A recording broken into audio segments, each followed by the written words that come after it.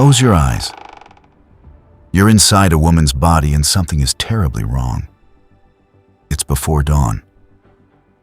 You're lying on a reed mat in a stone house near the Sea of Galilee. Your heart pounds for no reason. Your hands shake. Your thoughts come in waves that don't belong to you. Dark, loud, repeating. They say you have demons. 7 of them. In the first century, that doesn't mean sin. It doesn't mean prostitution. The Bible never says that, not once. It means affliction. Seizures that throw you to the ground. Episodes where your body isn't yours. A darkness behind your eyes that won't leave. 7 is the number of completeness in Hebrew. 7 demons means there is nothing left of you that isn't touched by this. Your name is Mary. Your town is called Magdala, Tower of Fish. And this is the morning everything changes. But first, forget what you think you know about this woman and walk with me through the town she's about to leave behind. Because archaeologists found it in 2009, less than a foot below the surface. And it looks nothing like what anyone imagined. In 2009, a construction crew hit stone almost immediately while digging near the Sea of Galilee. They called the Israel Antiquities Authority. What they found was called the most important discovery in Israel in 50 years. A first-century synagogue, one of the oldest ever found in Galilee. Inside it, a carved stone block bearing one of the earliest images of the 7-branched menorah from the Jerusalem temple.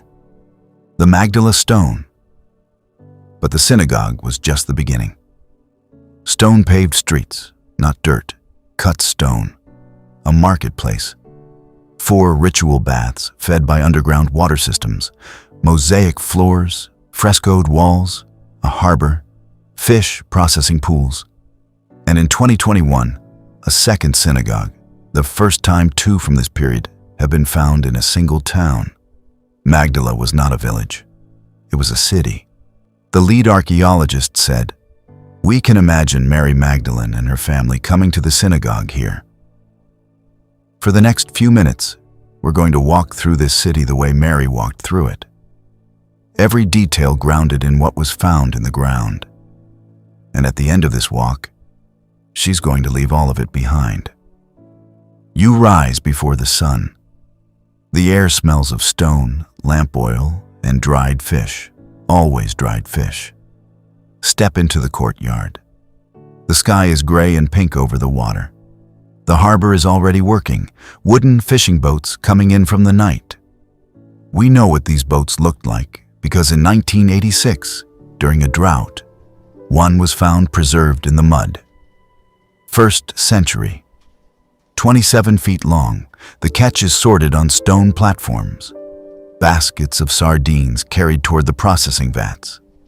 Stone tanks where thousands of fish are layered with coarse salt, pressed and left to cure. Drying racks stretch in rows. The smell is in everything. The Greeks called this town Tarikeia, the place of salted fish. Strabo wrote about it. Josephus wrote about it. This wasn't craft, this was industry.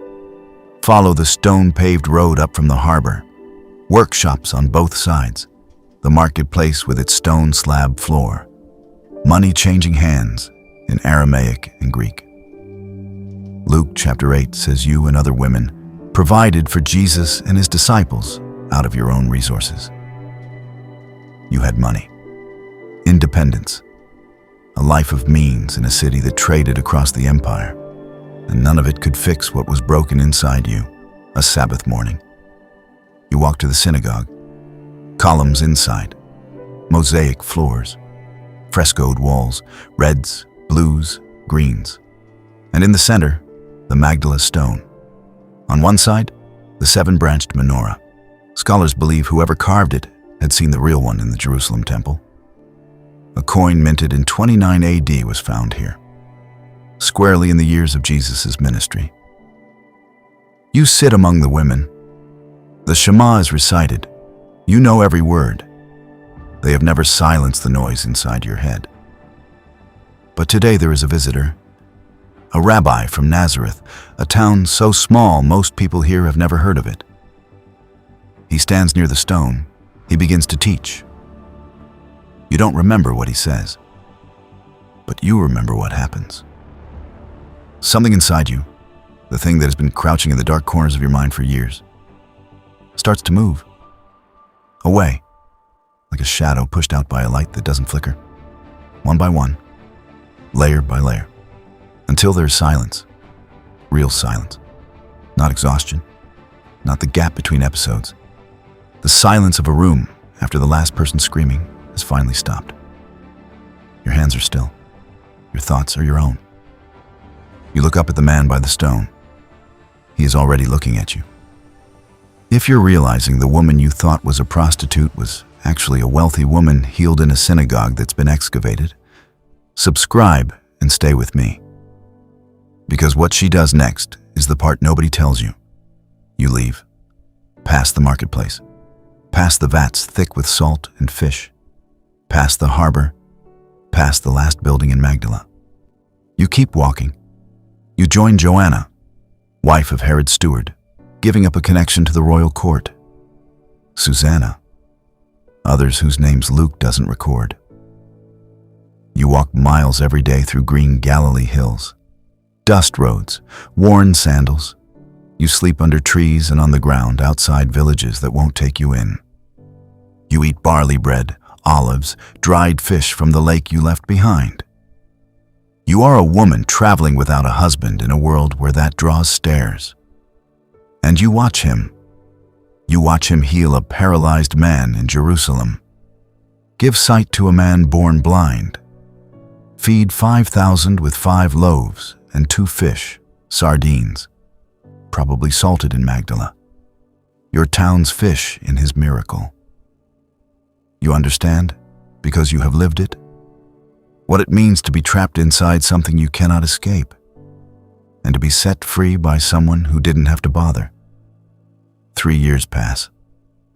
Jerusalem, Friday before noon. The sky has gone dark. You're standing on Golgotha, the place of the skull. Bare rock, the smell of blood and vinegar. 3 crosses. The middle one holds the man who stood at the Magdala stone and gave you back your life. Mark puts your name first among the women who were there, before Mary, his mother, in some accounts. The men are gone. Peter has denied him 3 times. The 12 are scattered. You stay, close enough to see his ribs move with each breath, close enough to hear the rasp in his throat, close enough to see the flies on the blood drying on his arms. You watch his breathing slow, his head drop. One cry, loud, ragged, then nothing. A man named Joseph wraps the body in linen, places it in a tomb cut from rock, rolls a stone across the entrance. You see exactly which tomb. You mark it, because you are coming back. Sunday, before first light, you carry spices, myrrh, aloe, bundled in cloth. Preparing a body for burial was a woman's task. You wash, you anoint, you wrap. It's love with nothing left to hope for. You walk to the tomb expecting a sealed stone and a dead body. The stone is rolled away. Inside, linen folded. No body. You run to Peter and John. They come. They look. They leave. You don't leave. You stand outside crying. You look inside. 2 figures in white. Woman, why are you weeping? You turn around. A man in the garden. Through tears you can't see clearly. You think he's the groundskeeper? Sir, if you have carried him away, tell me where you put him, and I will get him. I will carry a dead man's body by myself. Just tell me where he is. And then he says one word. Your name. Mary. The same voice. The voice that pushed the darkness out of you in a synagogue in a fishing town on the Sea of Galilee. You have heard it every day for 3 years. You would know it in a thunderstorm. He's alive. Don't hold on to me. Go to my brothers and tell them. And you go. You run. And the first proclamation of the resurrection in human history comes from you. Not Peter, not John, not any of the 12. You, a woman from a fish town, a woman who had 7 demons, a woman the church would call a prostitute for 1,400 years. Based on one sermon in 591 AD by Pope Gregory I, who merged 3 separate women from the Gospels into one. A label the Vatican quietly removed in 1969. Too late. The lie traveled further than the correction ever did. The real Mary Magdalene was the first witness, the first preacher. Thomas Aquinas called her the apostle to the apostles. He is risen. If this changed how you see her, subscribe. Share this with someone who still believes the myth. Tell me, what hit you hardest? The synagogue, the cross, or the garden? I read every comment. I'll see you in the next one.